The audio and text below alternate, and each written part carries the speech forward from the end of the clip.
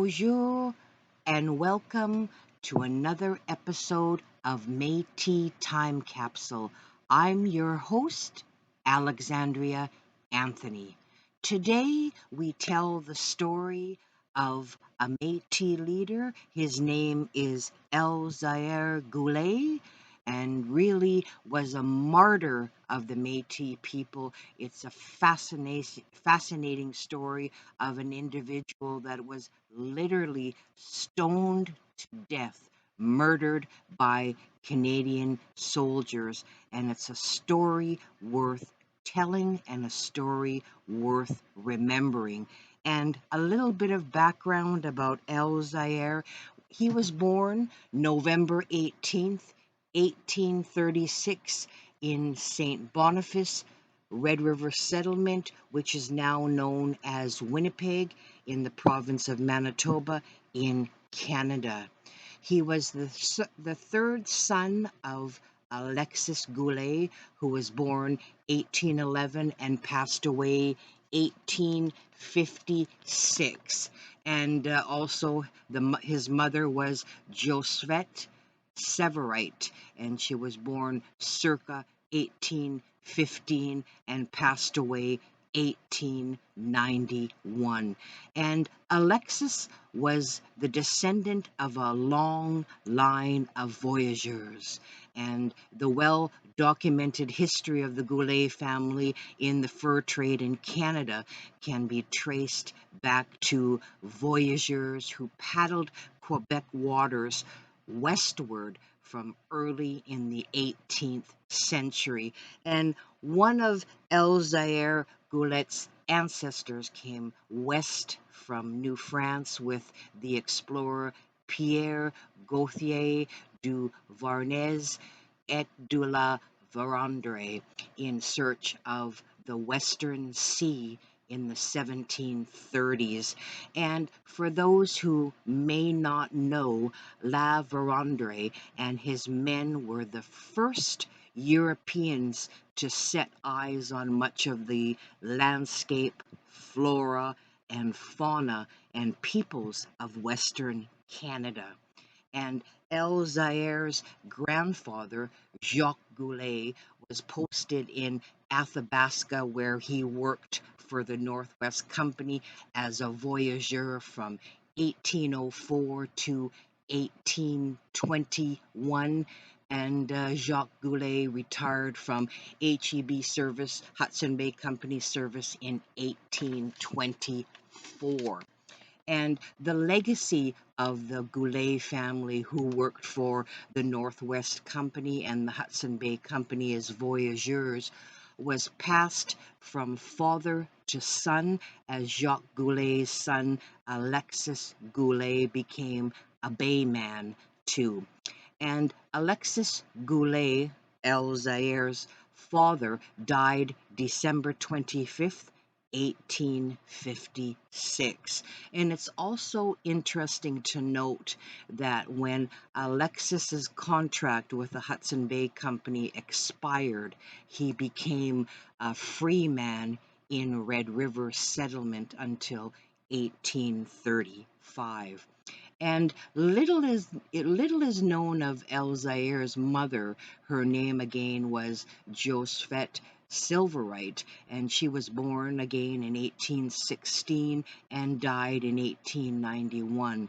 And Elzear's grandfather, John Silverite, was born in December 1779 in Scotland, and he began working for the Northwest Company in 1799.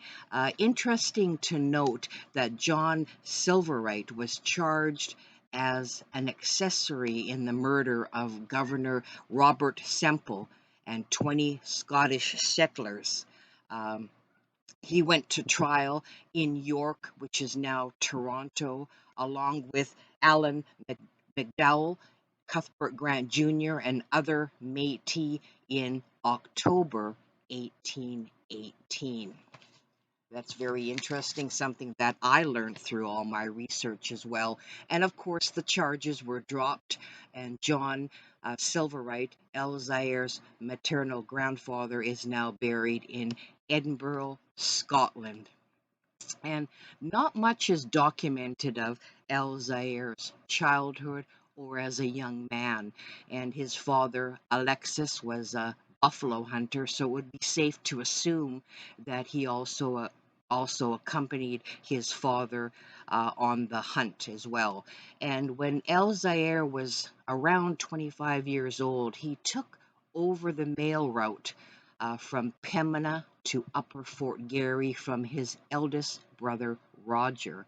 Elzear also met Joseph Rolette, who was postmaster at Pembina, and Rolette was very influential in the Pembina area. And it was through this friendship that Elzear met Rolette's niece, Helene Jerome. And they were married on March 8th, 1859, in Assumption Church in Pembina. And it was around this time as well that Elzear would become an American citizen. And we also seen that in Louis Riels, who did become also an American citizen. And Elzear really got his determination for Métis rights from his father, Alexis, and it was passed down from his father. And interesting also to note that Alexis helped to assemble 24 buffalo hunters along with freighters and traders on August 29th, 1845, to write letters demanding the rights of the Métis. The men helped James Sinclair, a Hudson Bay trader and explorer, to write a letter to the Governor Alexander Christie of Red River. And the aim of the letters were to demand that the Métis deserve the rights to hunt fur, of course, in the Hudson Bay Territory, while also having the right to sell those furs to the highest bidder without being reprehended. And the Goulet family name was also given status and notoriety from Elzear's older brother Roger, who was born in 1834 and passed away in 1902. Roger held the position of surveyor, district judge, and a member of the Council of Assiniboia, and also, of course, had connections to the church and the government. And the Ottawa government gave the title to Roger of the Honorable Roger Goulet, which allowed him to negotiate, of course, with Louis Riels and other Métis leaders about land claims being disputed at this particular moment in time. It was also because of the social standing of Roger that persuaded Louis Riels to promote Elzear to military rank of captain in Riels Provisional Government, under where he served under Ambrose Ditem Lepine. It's also interesting to make note of that Roger, Elzear's older brother, was the godson and protege of Monsignor Provencher.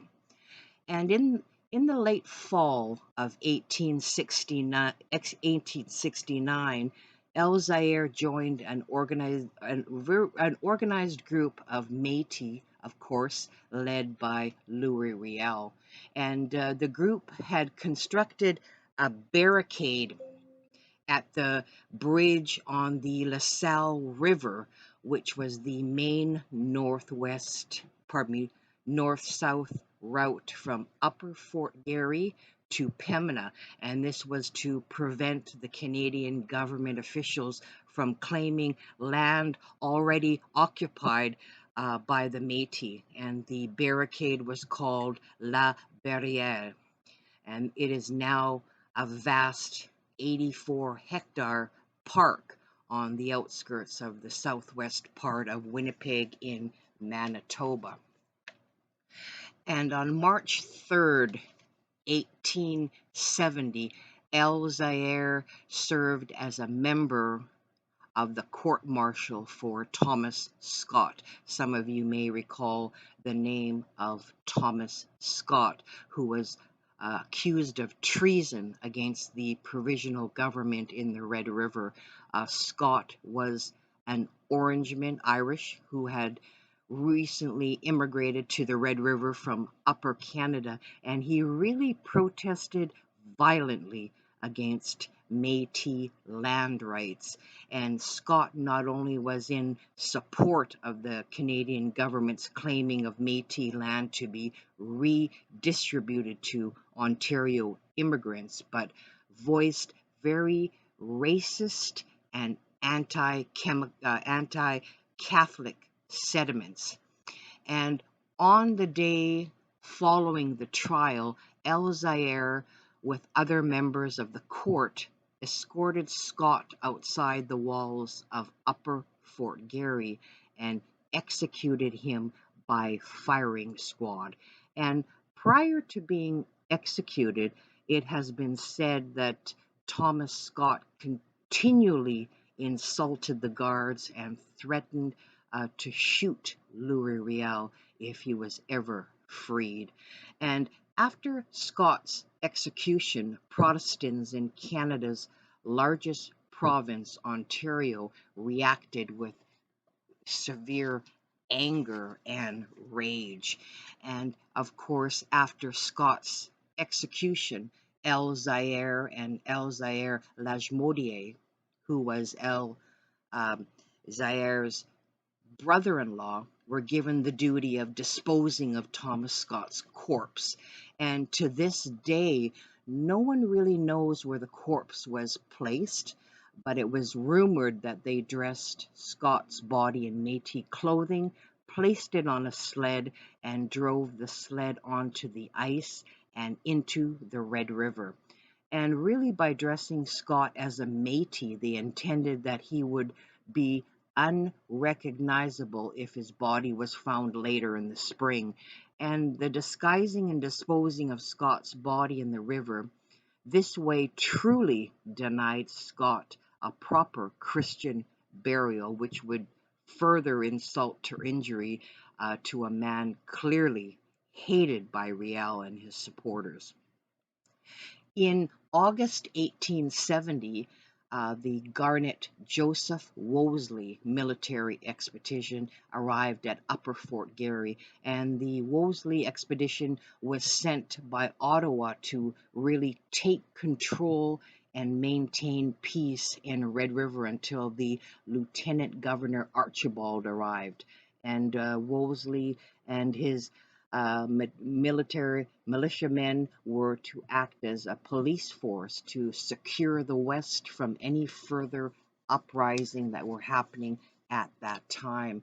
And Louis Riels and many members of his provisional government left the area for fear of a violent retaliation for Thomas Scott's death. Elzear chose to stay at Red River, a choice that would prove later to be fatal. And a few weeks after the arrival of the Wolseley expedition on September 13th, Elzear entered the Red Saloon, and the Red Saloon was located at that time at the corner of Portage Avenue and Main Street in Winnipeg, Manitoba. And the Red Saloon was a wild and rowdy drinking establishment run by two American brothers from Hell's Kitchen in New York City, Bob and Hugh F. Olone. And did you know that Hugh Olone served in the Union Army during the American Civil War? He rose to the rank of captain before being discharged in 1865, and then he began trading whiskey on the American frontier until a dispute in the mid-1866 brought him into Upper Fort Garry. He and his brother, of course, then opened the Red Saloon. It's also interesting that Hugh was also a member of Louis Riels Provisional Government, which made, of course, the Red Saloon a safe watering hole until Wolseley soldiers arrived at Red River. And Wolseley soldiers, of course, were stationed at Upper Fort Garry, only a few hundred meters away from the Red Saloon. And the Red Saloon soon became the tavern of choice for the soldiers and other Orangemen supporters. And for those of you who may not be familiar with the term or the name Orangemen, uh, it is a member of a secret society organized in the north of Ireland in 1795 to defend the British sovereign and to support the Protestant religion. And sadly, Hugh alone was severely injured in a barroom brawl at Pembina, Dakota Territory, which is now North Dakota, and he died sadly from a head wound. And now, folks, this is where the story begins to get very interesting, and it shows the sheer brutality of the colonial government of that time, the horror, the racism, and brutality. And to this day, it is not known why Elzear Goulet entered the Red Saloon on September 13th, 1870. He boldly walked into the saloon in the middle of the afternoon, believing that it was a safe time to avoid conflicts with other patrons, but he realized too late that he had walked into a hornet's nest of a deadly brood of drunken men. He was recognized quickly for his role in the resistance by John Farquharson, who had been a prisoner of the provisional government. And Elzear was chased down Post Office Street, which is now Lombard Street in Winnipeg, by Farquharson and a band of vigilantes led by officers of the Ontario Rifles. And at the end of the street, a desperate Elzear dove into the Red River from the steamboat landing in an attempt to swim across the river to safety in St. Boniface. And if you can just visualize this in your mind, an angry colonial mob that is totally out of control. And he was then pelted with stones, literally being stoned. And it is said he was knocked on the head unconscious in the muddy currents of the Red River and drowned, literally murdered. Many soldiers in the Ontario Rifles and the Canadian Volunteers joined the Wolseley military expedition to take revenge for the execution, of course, of Thomas Scott. And they clearly saw this situation as an opportunity to do so. And the mob attack was out of control. According to a witness, Joseph Tennant, who held the position of bugler with the Ontario Rifles, he stated this during the inquest, and I quote, "The frenzied mob in pursuit hurled missiles of all kinds at the hunted man and stoned him to death in the water." End of quote. Elzear Goulet was murdered, savagely murdered, at the age of 34 years old. Even though they could identify the soldiers involved, there really was no effort on the part of the authorities to essentially lay blame, to put people on trial, to make them accountable, responsible for this brutal murder. And one account mentions also Sanders and Madigan of the 1st Ontario Rifles, Robert Mulligan, and a man named Campbell who had started to chase Goulet. Captain MacDonald had called them back after the chase had started. They temporarily obeyed, but they took up pursuit again. So they obeyed slightly and then took up the pursuit again. Judge Francis Godshall Thompson reports to the Lieutenant Governor Archibald that it might be possible to make out a murder charge against Farquharson for inciting the others. And I quote, the persons against whom such a charge could possibly be made are Farquharson, who, according to one witness only, called out to the people in the house, and I quote, to kill him, end of quote, and Saunders, Madigan, and Campbell, who pursued and who, if they shared that intent, are all equally guilty, end of quote. And although Lord Kimberley of the British Colonial Office wrote in January 27th, 1871, and I quote, there is evidence enough to send the case to trial, end of quote. Judge Johnson, of course, had already at that time recommended in December, and wait for it, folks, that no one be charged. You gotta wonder what changed the mind, what made Judge Johnson decide that no one be charged. And to me, that is a sick example of a corrupt and unjust colonial government during that time and severe oppression against the Métis. They literally got away with murder. They got away with murder. And this really sends a strong and brutal message to the Métis at that time. And this is the message: you are no longer welcome here.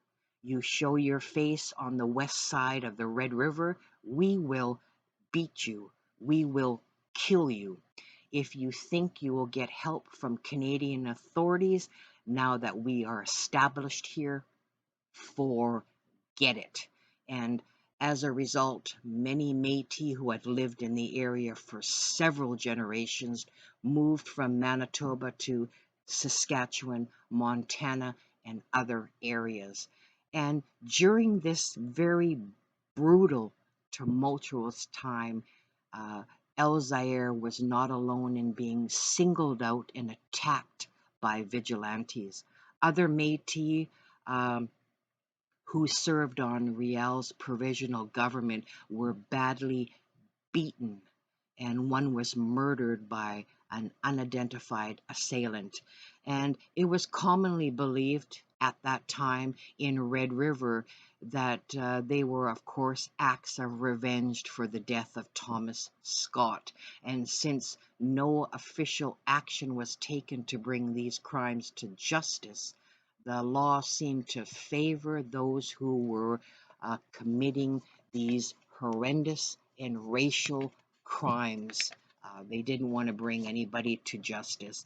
And the Elzear Goulet story represents the political and civil tension which existed at that time in the province of Manitoba and the city of Winnipeg when they were being created.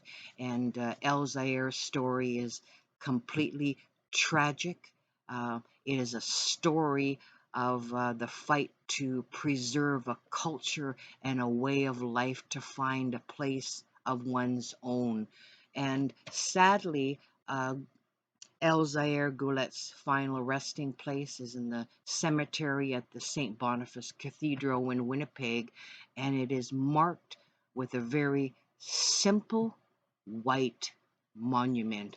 And all it says is Elzear Goulet died at St. Boniface the 13th of September, 1870, at the age of 34 years old. And there's really not one thing that would tell you the story of his tragic role in Canadian history. And this is alleged, folks, so keep that in mind. It's alleged. Allegedly, Elzear's daughter, Lorette, who was 17 years old at the time, was brutally raped by Red River Expedition soldiers, and those participating in the rapes were identified to Colonel Jarvis, whose reply, and can you believe it?